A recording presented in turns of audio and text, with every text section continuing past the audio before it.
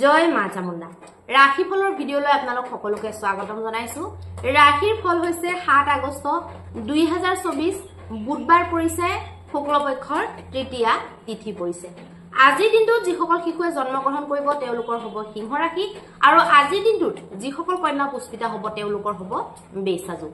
মেষৰ পৰা মীনলৈকে প্ৰত্যেকটো ৰাশিৰ ফল আমি জন্ম ৰাশি বা চন্দ্ৰ ৰাশিৰ আধাৰত নিৰ্ণয় কৰো। গতিকে আপোনালোকে নিজৰ জন্ম ৰাশিৰ আধাৰতহে ৰাশিফলসমূহ চাব, আৰু যদি জন্ম ৰাশি নাজানে বা জনাৰ কোনো উপায় নাথাকে তেনেকুৱাহে আপোনালোকে নিজৰ নাম ৰাশিৰ ফালৰ পৰা ৰাশিফলসমূহ চাব পাৰিব। এতিয়া আহকচোন মেষৰ কাৰণে কি আছে। মেষৰ কাৰণে উত্তম দিন দেখা গৈছে। মেষে যিকোনো পৰিকল্পনা যদি কৰে তাত ভাল ফল পাব। মনটো তেওঁলোকৰ উৎসাহেৰে ভৰি থাকিব। মনটোত পজিটিভ কথাবিলাক, পজিটিভ ভাইব্ৰেশ্যনবিলাক তেওঁলোকে বেছিকে পাব পাৰে। প্ৰেমৰ ক্ষেত্ৰত, সন্তানৰ ক্ষেত্ৰত আৰু সন্তানৰ শিক্ষা দীক্ষাক লৈ পেলাই যিমানবিলাক কথা আছে আৰু যিবিলাক বুদ্ধিবৃত্তিৰ লগত জড়িত কাম প্ৰত্যেকৰ কাৰণে খুব ভাল দেখা গৈছে। এতিয়া আহিব বৃষৰ কাৰণে। বৃষৰ কাৰণে কিন্তু বৰ এটা ভাল বুলি ক'ব নোৱাৰি। মানসিক ক্লেশটো বনি থাকিব। সিদ্ধান্ত ল'বলৈ হোৱা অসুবিধা, দুধুমুধুৰ আদি বনি থাকিব। তাৰ লগতে তেওঁলোকে যিটো ভাবিছে, যেনেকে ভাবিছে সেনেকে কামবিলাক নোহোৱাৰ কাৰণে তেওঁলোকৰ মনটো নিৰাশ হ'ব পাৰে বা কাৰোবাৰ সৈতে বিবাদ আদি হোৱাৰ সম্ভাৱনা দেখা গৈছে। এতিয়া আহিব মিথুনৰ কাৰণে। মিথুনৰ কাৰণে যাত্ৰাৰ কাৰণে খুব ভাল। ছুটি যাত্ৰাবিলাকৰ কাৰণে খুব ভাল দেখা গৈছে।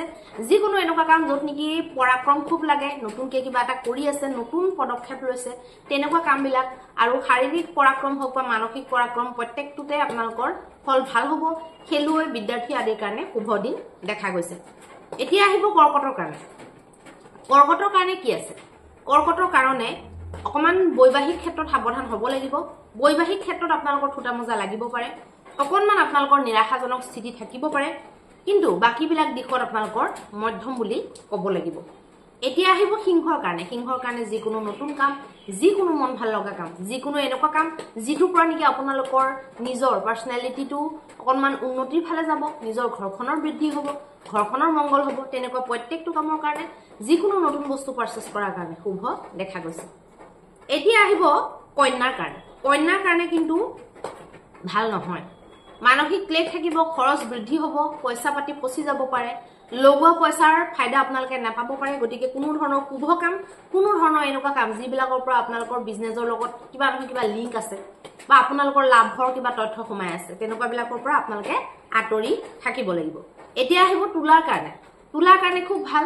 ব্যৱসায় ক্ষেত্ৰত ভাল, নতুনকৈ শিকাৰ ক্ষেত্ৰত ভাল, প্ৰেম প্ৰসংগৰ ক্ষেত্ৰত ভাল, কিবা যদি পইচা পাতি সোমাব লগা আছিলে একাউণ্টত তেনেকুৱা দিশত আপোনালোকৰ ভাল দেখা গৈছে। গতিকে অভাৰঅল তুলাৰ বেনিফিচিয়েল দেখা গৈছে। বৃশ্চিকৰ কাৰণে কাৰ্যক্ষেত্ৰত বৰ এটা ভাল নহয়। কাৰ্যক্ষেত্ৰত যিকোনো নতুন আইডিয়া এপ্লাই কৰা, যিকোনো নতুনত্ব কৰা আপোনালোকৰ কাৰণে বৰ ভাল নহ'ব পাৰে। নিজে কোনো ধৰণৰ ভালকৈ এনালাইচিছ নকৰাকৈ মানুহৰ কথা শুনি পেলাই কাম কৰিলে আপোনালোকৰ ক্ষতি হ'ব পাৰে। এতিয়া আহিব ধনুৰ কথা। ধনুৰ কাৰণে খুব দিন ভাল।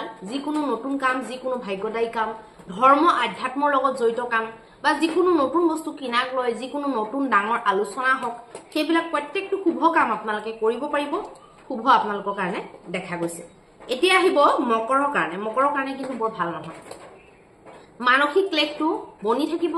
যিকোনো যাত্ৰা আপোনালোকৰ কাৰণে শুভ নহ'ব। কোনো ধৰণৰ শুভ কাম আপোনালোকে নকৰিব। কোনো ধৰণৰ মন্তব্য দিয়া, কিবা মানুহক প্ৰকাশ কৰা ভাৱ, নতুন আইডিয়া উলিওৱা, পইচা পাতি নিৱেশ কৰা, প্ৰত্যেকটো কামে আপোনালোকে নকৰাটো ভাল হ'ব। এতিয়া আহিব কুম্ভৰ কাৰণে।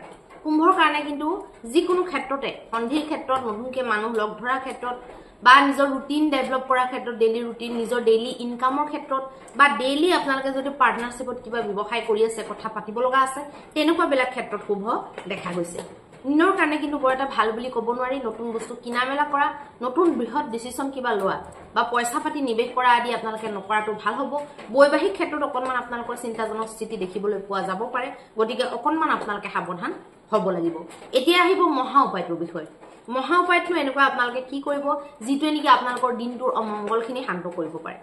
আপোনালোকে আজি যিহেতু বুধবাৰৰ দিন, ৰাতিপুৱা যিকোনো এটা দেৱী মন্দিৰ, যিকোনো দুৰ্গা মন্দিৰ বা যিকোনো দেৱীৰ ৰূপৰ মন্দিৰ আপোনালোকে গুচি যাব। দেৱীৰ মন্দিৰত গৈ পেলাই আপোনালোকে শৃংগাৰ সামগ্ৰী, মিঠা আৰু আপোনালোকে নিমখ, এই বস্তুকেইটা আপোনালোকে দান কৰিব বা অৰ্পণ কৰিব। তেতিয়া আপোনালোকৰ কাৰণে অত্যন্ত শুভ হ'ব।